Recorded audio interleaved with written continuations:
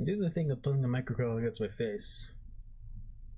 Maybe we'll get engagement up. I think often or not that you've probably been seeing how that in like the current landscape of TV shows and movies are kind of being just packaged in such a way that I really just don't agree with. Not in the sense that they're both being attacked.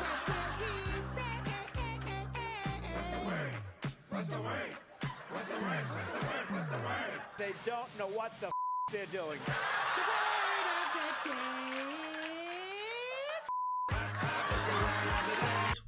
Okay, well, they kind of are being attacked, but most not attacked by like woke mind virus, or that there have been just unoriginal ideas that, let's be honest, Hollywood has been kind of running out of actual ideas. Like, we kind of just have nothing much to make something original. What I'm talking about specifically is the way that they are kind of being presented has gone to a point where it's just like, yeah, this feels like a topic of a video that I would honestly just make. There are three types that I basically want to kind of go on a bit of a rant out, because I think that at least with these three have been kind of just been proven to be much more harmful within just every single things of like shows and media, to a point where I just don't know why that this is now kind of starting to become like the new norm of such things as of today.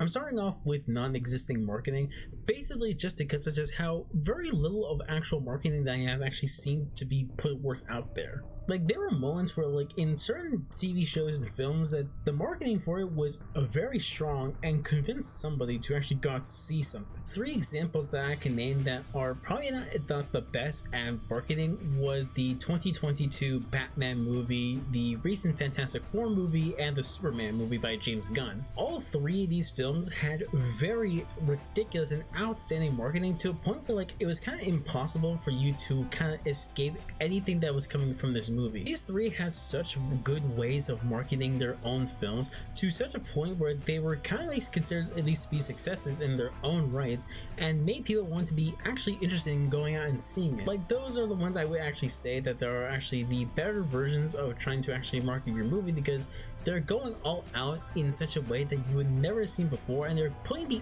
extra effort in. That's kind of the thing I admire. They're going the mile to promote this film, and sometimes it just really much works. Like, I just have to respect like the teams that are dedicated to making this thing and how the marketing understands exactly what they need. Now, answer me a question. Does anyone remember Strange World? No? You don't? Good. Because I don't either. I remember Strange World at least existing because of just one ad I saw in like late night on YouTube, and it was just playing it. It had like an interesting premise. Maybe I was gonna see it, maybe I wasn't, who knows, doesn't really matter. Point is, I only saw it after like the next morning that it was being promoted and being in theaters, like at that point. So I didn't actually see it, and it flopped in the theaters, so it was just everywhere near as bad. And I was like, where the fuck was any of the actual promotion for anything of this film? Because it really just did not do any favors for it, and it just felt like that they were just kind of intentionally just throwing this out there because, oh, they had the one character that was technically gay, so looks like Disney audiences aren't exactly, jiving it up with the gay people anymore. And the reason that this confused me to the most extent is because this is a Disney film, by the way. Like, Disney markets most of their films to have people see it, but it just felt like there was less marketing of this one than like any of their live action stuff, which they always try to shove down our throats, and I hate every single one of them except for the live action Jungle Book. That's the only one I can say I actually liked. Every single one of them, they can go fuck themselves. I really just do not care to see them. And to be fair, I'm not saying that all of Disney's like catalog was like flopping during this year. I mean, Elementals managed to pull in the big box office numbers surprisingly. Luca and Turning Red did well, at least on streaming services, despite the fact that in theaters it was kind of mixed. I honestly saw a lot more like ads for Encanto, more so than I did with like things of like Lightyear, Moana 2, and like Wish. Though unfortunately that did not extend the same fate for like Pixar with their more recent one, which was Elio, which flopped the hardest in their in recent times. And Pixar decided to pick up the move by very much saying that it's our fault that the movie flopped because you didn't want to see any original ideas. Though it doesn't exactly help that once you kind of understand the Pixar formula, which to be fair probably hurts much more when you kind of realize that as an adult, the more you understand that that guy who made that meme template of Pixar film of what if blank but has emotions, you understand him much more and more to a point where you both hate it, but it's honestly the cold hard truth. Point is, the lack of marketing in any of most of like the Disney films were just not with them. And it's been happening not just in like primarily just like Disney and Pixar, it's been happening with like the other stuff that they have with like Marvel and Star Wars. Like Star Wars shows were kind of at least doing fine within their more like their medium. Like I saw like some stuff of like The Mandalorian and like other stuff like they were promoting, so they were pushing that stuff hard. And most of their shows were doing pretty well, except for like Skeleton Crew was reportedly to be like the lowest viewership of a Star Wars show that they have seen in a while. So to be fair, this is also coming off the heels of like Acolyte, a show that had only served to black-pilled any Star Wars fan even more, and everybody hated it. And Marvel did fine with some of their shows and their films, and usually the marketing was fine with them. But the two Marvel projects that I would honestly say that I think just legitimately were just served to just be complete and utter failures by Marvel because they had like very little confidence of what they were actually going to be doing was Echo and Ironheart. Echo was kind of the herald introduction for Marvel Spotlight. This is essentially just Marvel trying to very much find that way of going into the more grittier and the more underground world that they were kind of afraid to tap into, but since they kind of keep expanding, they want to kind of keep doing more interesting and other unique ideas that, you know, mostly you would not see in like a typical MCU film. They wanted to kind of test in the new waters within like the stuff they were unable to do before. Very much similar to like, you know, the Defenders series that Netflix has. And I'll be honest, I was kind of very much interested to see what they were going to be doing. I mean, hey, Echo hacked the Kingpin. They have Vincent D'Onofrio. If anything, it was going to be bound to be good. It was going to be good. They lied to me. I made a review about Echo way long before in the past, and the shorter version of it is that it was just really much a boring show that I just was not able just to stand, even though it just was 5 episodes short. 5 episodes short. That's considered the length of a show nowadays. And overall, even watching Echo in the grand scheme of like the whole MCU, it just felt like that this one just didn't matter all that much. The show's like thing of violence just happens in only like 2 scenes, and that's about all there is. It felt like that in the trailers it was like telling us one type of story that they think we were gonna get versus one that they now already established, which is like just not jiving with it entirely, because it just felt like I was just being lied to by the trailer intentionally. It also didn't exactly help that they dropped all 5 of their episodes on the exact same day, meaning that no one would end up caring about the discussion of Echo, and clearly no one did, and everybody forgot that the show even remotely existed. Even I forgot this existed because I forgot to almost put it on my Marvel tier list. That's how bad of a show it is. This was Disney intentionally setting Echo up to be a complete and utter failure. And to the almost like same extent, this almost happened with Ironheart, but at least a little bit much less to a degree, because it almost follows the exact same patterns, except they added 1 more episode, which is usually their standard 6 episode thing that they always kind of do on Disney Plus, and that they decided to just drop 3 episodes on their premiere and then have the last 3 the following next week. This just felt like another one of those things where like they want to have this character that they want to write, at least, you know, to include in the bigger cinematic universe, but they weren't confident enough that they would end up holding their own into a show, so they kind of just have to just make it regardless and then just dump it all of it without any marketing, any promotion, or like anything else that would make it would want to actually watch this, and just leave it out to kind of just die. I'll say that I didn't exactly really like Ironheart because it just felt like that it had a premise that I think would have been just very interesting, but it just felt like it got too lost in what it was actually trying to tell and what it kind of wanted to be. And as soon as it ended, I didn't care all that much. I mean, thank God Mephisto is finally canon, so we can kind of, you know, get rid of that, like, you know, where's Mephisto been at? But I just forgot just most of the actual shit about Ironheart the next morning. I just didn't care about the show at all. I mean, I'm kind of just tired of like these companies just having no confidence in what they actually make. And if what they make is like the equivalent of like media slop, either don't bother making it or just make the better advertisement for it. I mean, hell, you don't have to go to the extent of the other ones. Like, you just market it a lot more better. Oh, I have all my fingers. The knife goes chop, chop, chop. If I miss the spaces in between, my fingers will come.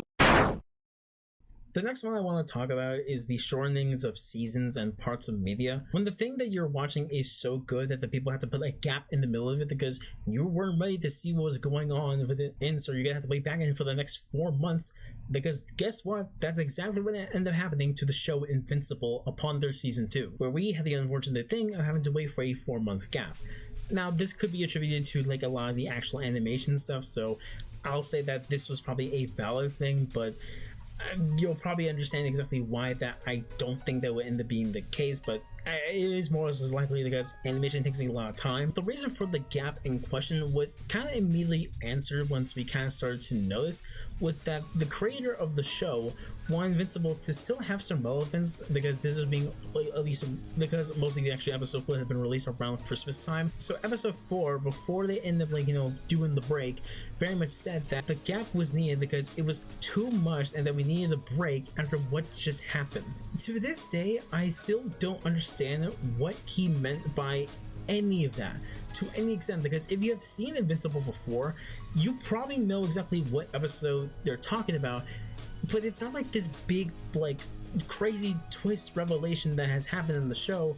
It was fairly standard. It was a very good episode, like, by the way, like, it's very good, but it wasn't like the most mind-bending thing where it's like, oh, we need to have to, you know, put a halt on everything and give you like a break to, like, you know, process everything on it. This is the equivalent of like stopping like a roller coaster that's now almost halfway down to the fall, and then stopping the cart just to be like, okay, you know, have a breather, you know, take some time and relax, and, you know, take a quick break. Like I just never understood exactly what was the point in doing that. I don't think I ever will, because there's one show out there that I think was the epitome and the definition of how to ruin a show's momentum by having these unnecessary long gaps for a show that was not yet to even also be finished. And that culprit is JoJo's Part 6, Stone Ocean. Now, as a weeb, or just a regular anime fan, I actually like JoJo. All the parts were very fine. I liked Diamonds Unbreakable, but when the announcement of Stone Ocean very much hit the scene, and I mean, it hit the scene and very much pulled out a red carpet. It was trending on Twitter, people were making fan art of this, people were excited to finally see that this, you know, Part 6 adaptation for the manga was finally translated into the anime. And I was very much interested. I mean, I caught up to all the other parts. I wanted to exactly see what the whole thing of, you know, Stone Ocean was about. And so, as it got released on Netflix, I came to see that it only had about 12 episodes, which was like, okay, 12 episodes. I mean, it's a little bit short, but like, I'll watch it. It was pretty much good. I enjoyed Stone Ocean. Oh wait, what do you mean it's a part 2? What do you mean it's already out? And it's finished? To my lack of knowledge and any understanding of like the reasoning for this, they decided to split the season up into 3 parts with long gaps in between them. And I'll just say, they took their fucking sweet ass time within these gaps, because by the time that any of these actual things were being finished, I forgot most of everything of the part 1 of part 6 that was even happening of the current season. And honestly, I feel like it was going crazy until I very much saw that there was barely any discussion about Stone Ocean afterwards. Like, there was very little. And it did also help that they did the whole thing method of just dropping all the episodes in the same day, meaning that there would be barely any discussion for any of the actual week, and there would be nothing to gain out of it because everybody would be at different points at different parts of the seasons. So it didn't help that there was a long gap that was never announced, or if it was announced, they barely did anything. They might as well have just sent like a pigeon carrier to almost, like, you know, send the word out for every message out there. Like, this is the gaps that we are talking about. These are just diabolically long. Like, to the point where I feel like the most important stuff that were happening in Stone Ocean that I did watch were just completely just undermined and no longer cared for, because no one's paying attention to any of them because Netflix ruined them. In fact, I solely blame Netflix for doing this shit. I'm going to introduce the method of just drop the episodes and then slice it up into parts and then spread them out between them GATS type method, because it has been shown to be proven time and time again that it has killed a show's chance of being recognized, being stayed relevant, or basically even having to more stand on its own 2 feet. And speaking of the shorter episodes I want to try and get back onto, the shorter episodes have been just long before just my bane of existence within most of media. I'm pretty sure if you've watched most of the pre-story reviews, you know that this has probably been a common catchphrase and a common thing I often complain about whenever I review like a show that has very little episodes. To explain it the full thing here nowadays, because I have an excuse to do it, they just feel so incredibly just limited, and it just makes it feel like that the shows are being completely rushed that are just only limited to 6 to 8 episodes, and it just feels like it was just never enough. I need to know of who was the guy that introduced this idea, because it's a shit idea.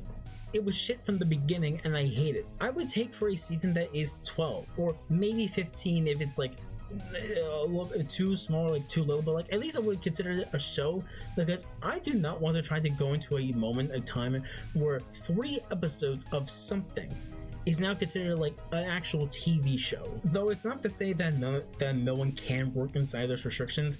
They obviously can, and they've been managing to do it like very successfully throughout their time, and I still have like enough praise for them to still watch their episodes and still watch their shows and remember them. Like Has Been the Hotel, for example. It's very good, very memorable. Despite all its flaws, I still enjoyed it. Didn't exactly enjoy that it was kind of just restricted to 8 episodes, because I feel like there was like just a lot of lost potential over this. Like we could have gone some things of just like, you know, taking some little breaks, you know, taking some of, you know, the actual world building of hell, exploring some other characters, maybe have some downtime, do some things in like the hotel. Like some of that stuff that I think would have been like very interesting in helping out within the show would have been nice, but instead we just get like the 4 episodes that got dropped immediately upon the premiere, then the 2 episodes before that, and then the following week the last 2 episodes that they release, which, to be fair, Has Been Hotel still managed to stay relevant because of the online culture of it and how it's being introduced to like a brand new audience of people. But to an extent, I really just did not like it, because I feel like it's just like already blitzing through most of the actual shit that we kind of just need to know beforehand to get someone's like attention, which I probably don't exactly blame the whole thing of just how that like it's not been working. I'm just kind of complaining about the whole thing of just like it just feels like it's just not enough, and I don't agree with it.